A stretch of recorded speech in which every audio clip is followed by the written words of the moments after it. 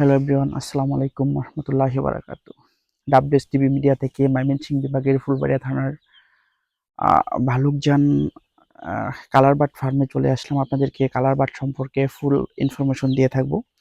আসলে আমাদের ফার্মিং তরুণ উদ্যোক্তা সারা বাংলাদেশে ডাবডেস টিভি মিডিয়া তরুণ উদ্যোক্তাদেরকে নিয়ে অনেক ভিডিও করা হয়ে থাকে এবং যারা তরুণ শুরু করতে চায় ফার্মিং এই বিষয়ে আমাদের ডাব্লিউএস টিভি মিডিয়া যে সকল ভিডিওগুলো করা হয়ে থাকে এগুলো আসলে অনেক হেল্পফুল হয়ে থাকে।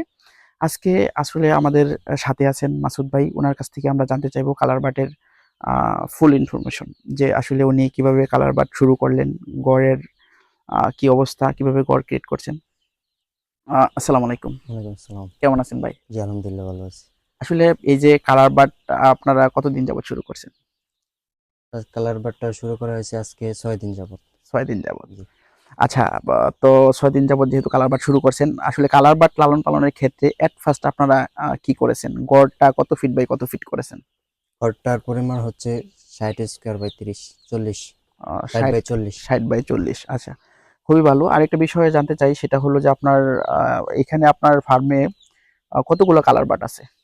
এখানে প্রথমত আজকে কালার বাট আছে 3000। 3,000। আচ্ছা আচ্ছা, খুবই ভালো। একটা বিষয় আপনার কাছে জানতে চাইবো যে আপনারা এট ফার্স্ট প্রথম দিন কালার বাটের ক্ষেত্রে বুডিং করেছেন, তাই তো? জি, বোর্ডিং বুডিং করা গুলা হয়েছে। কিভাবে করেছেন যদি ফুল ইনফরমেশন আসলে বোর্ডিং বলেন গুলো দর্শকদের প্রথমতে উদ্দেশ্যে। বাচ্চা আনার পরে আমরা এই যে মাঝখানে বোর্ডিং করা হয়েছে। বোর্ডিং করার পরে আমরা কুড়া দিয়ে তারপরে বাচ্চারা কি ছাড়া হয়েছে কুড়ার আচ্ছা, উপরে। ওটার উপরে দিছেন জি না জি পেপার টেপার সহ দিছিলেন জি, কিছু? প্রথমে পেপার দেওয়া হয়েছিল 2 দিন যাবত, পরে আর কি কুড়া দিয়ে দিছি। আচ্ছা, পেপারটা কতক্ষণ পর পর চেঞ্জ করে থাকেন আপনারা, যে বুডিং এর যে পেপারটা দিয়ে থাকেন? পেপারটা 1 দিন 2 দিন বা সর্বোচ্চ 2 দিন, এর মাঝখানে একদিনের পেপারটা মধ্যে চেঞ্জ চেঞ্জ করলে করতে। সবচেয়ে বেশি ভালো হয়। জি জি। আচ্ছা, খুবই ভালো। আরেকটা বিষয় আপনার কাছে জানতে চাই যে এট ফার্স্ট বুডিং এর সময় আপনারা 3,000 মুরগির জন্য কয়টা বুটার করেছেন? 3000 মুরগির জন্য 6টা বোর্ডার করেছি। 6টা। জি আচ্ছা আচ্ছা, 4 6 24 500 মুরগি দিচ্ছেন পার বুটারে, তাই তো? জি জি।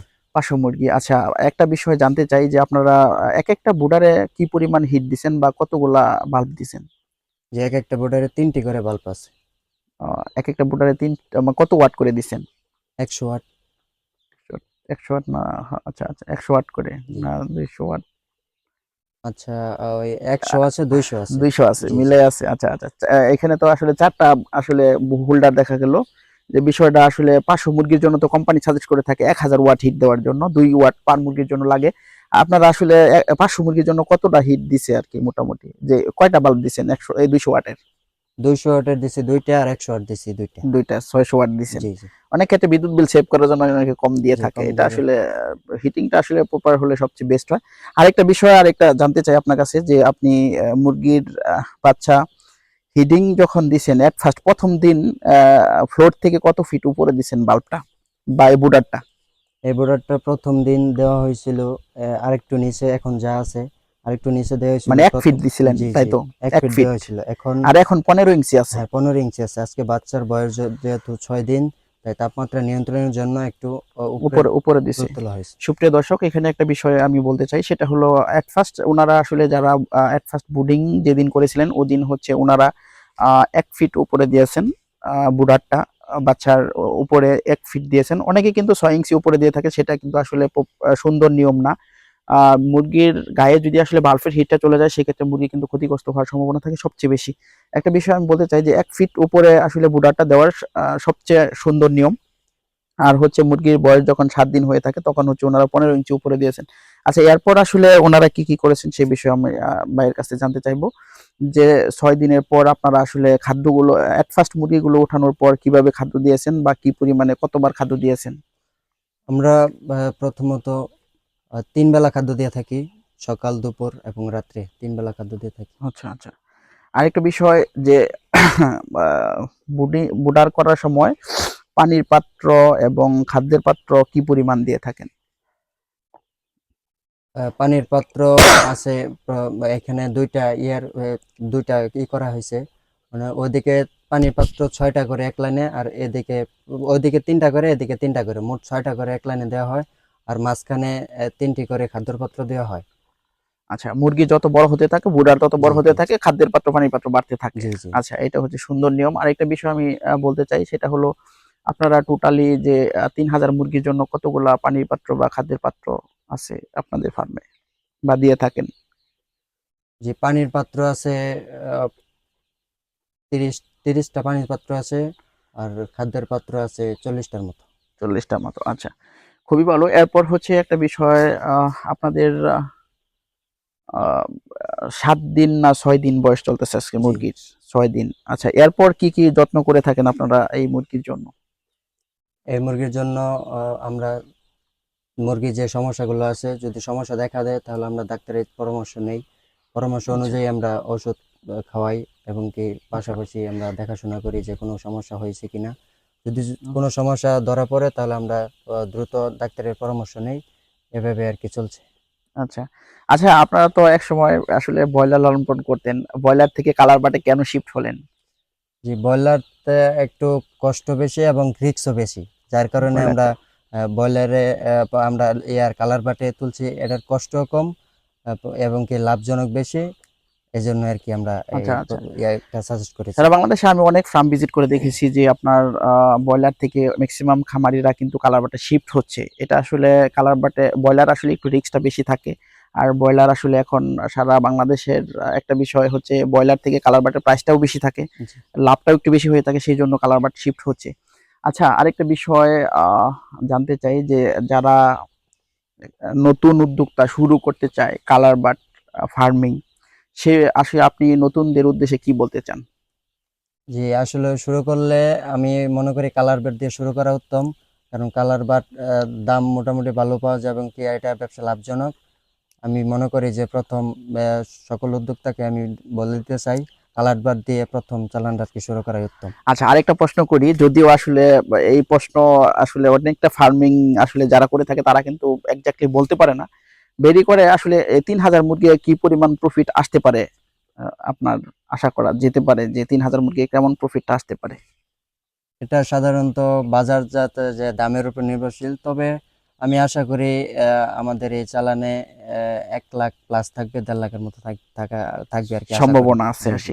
সুপ্রিয় দর্শক, আসলে যদি ৩,০০০ মুরগি শেড কেউ করতে চান কালার বাটের ক্ষেত্রে, আসলে এটা আসলে প্রাইস বা লাভটা হয় অনেক সময় বাজারের উপর, যে কখনো বাজারের মূল্য থাকে ২৬৫ টাকা, কখনো বাজারের মূল্য থাকে ২০৫ টাকা, কখনো বাজারের মূল্য থাকে আরো প্লাস।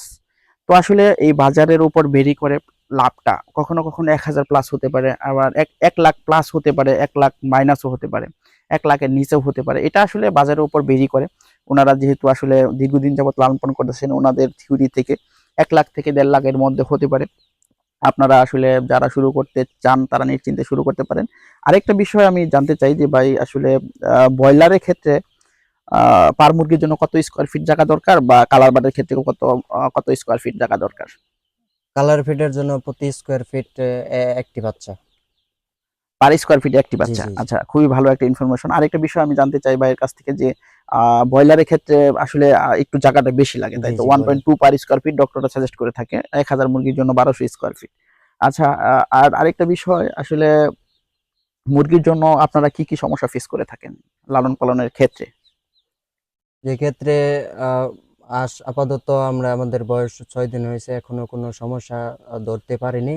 আশা করি সমস্যাটা এখন না হলেও আহ, মুরগির যতদিন বয়স বাড়বে, অথবা আমরা সামনে সমস্যা সমস্যাটা ফেস হইলে আর কি ফেস করলে জি পরে জি। আপনারা বলতে পারবেন যে বিষয়টা। এখনো কোনো সমস্যা আমরা আচ্ছা, পাইনি। আরেকটা বিষয়, মুরগির জন্য আসলে এক এক সময় এক এক ডিগ্রি সেলসিয়াস তাপমাত্রা প্রয়োজন হয়, কিন্তু আপনারা কি আসলে রুমে কি রুম টেম্পারেচার ইউজ করছেন কিনা?